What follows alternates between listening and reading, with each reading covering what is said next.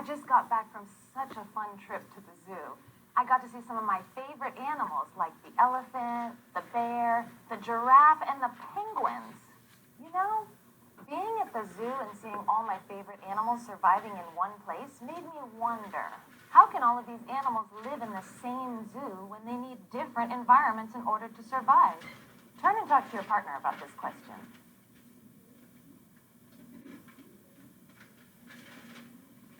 Animals all need food, water, and air to survive, right? But what else do they need in their habitat, their environment? I have a place in mind where we could go to answer our question. Hi, y'all. I'm here with Jaime, the Conservation Education Director for the Katy Prairie Conservancy. Thank you so much for having us out here and for helping us answer our question, Jaime. Well, I'm very excited that you guys could make it out on the Katy Prairie on this beautiful fall day. Thank you for coming out. So I know all animals have basic needs in order to survive, but I'm wondering how different animals in different places can all survive in one place. That's a great question. The zoo is made up of many habitats that were created specifically for the animals that live there. And each habitat has very carefully controlled conditions. That makes sense. So the zookeepers can control the temperature, food, and surroundings for each animal. Let's think about the environment, the place in which animals and plants live. If you want, I can take you to a prairie wetland, which looks a lot like a pond, and it's on a different part of the prairie. This prairie wetland has very rich food chains. Things like great blue herons and ducks feed on things like frogs, fish, and insects. And it's a lot like the life you'll find in a pond. In fact, let me show you a few of the things that we found this morning. Take a look at this small fish right here. This is called the mosquito fish. What do you think these mosquito fish might eat? Mosquitoes? They do. See, mosquitoes spend part of their life under the water as larvae. And these mosquito fish eat those larvae. But these mosquito fish really have to watch out because there are a lot of predators that will eat them in this food chain. What do you think might eat these mosquito fish? Frogs? We have lots of different kinds of frogs, turtles, and even birds hunt this prairie wetland. Now, these diving beetles are more accurately called predaceous diving beetles.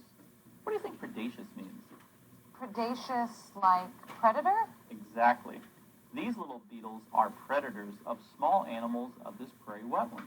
You see this green plant that we also caught in this prairie wetland? This is called Bladder Wart. And believe it or not, this eats even smaller creatures than the creatures that are being eaten by those predaceous diving beetles. They have small, fluid-filled sacs that serve as traps. They trap small animals that they then digest. So, Laura, we've seen all kinds of stuff in this prairie wetland today. We've seen organisms like bladder warts and mosquito fish and diving beetles. What else can you observe out here in this prairie wetland that would help to support life?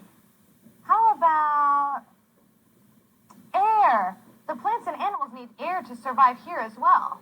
You know what else? I noticed that the pond is the place where lots of plants and animals live, so the water is important to them because of more than just thirst. It's also their home. It must be pretty important that it rain a lot here. The water level in these ponds and prairie wetlands go up and down. Sometimes we'll have a drought, and all the water will go away. Sometimes we'll have massive floods, and there'll be lots of water. I've seen this prairie wetland as just a sheet of water as far as the eye can see. But I've also seen it during a drought, when there is nothing but dust and fish bones. We've been talking a lot today about what makes a prairie wetland or a pond a great place to live. We've talked about air and water. We've even talked about food. Now, there's one more missing element to that, and that is shelter. With so many pond predators and prairie wetland predators here, it's important for small animals to find a place to hide. Can you look out on this prairie wetland and find a place where they might be able to hide? While you talk about what you see, we're going to go explore the rest of the wetland. See you next time. Bye-bye.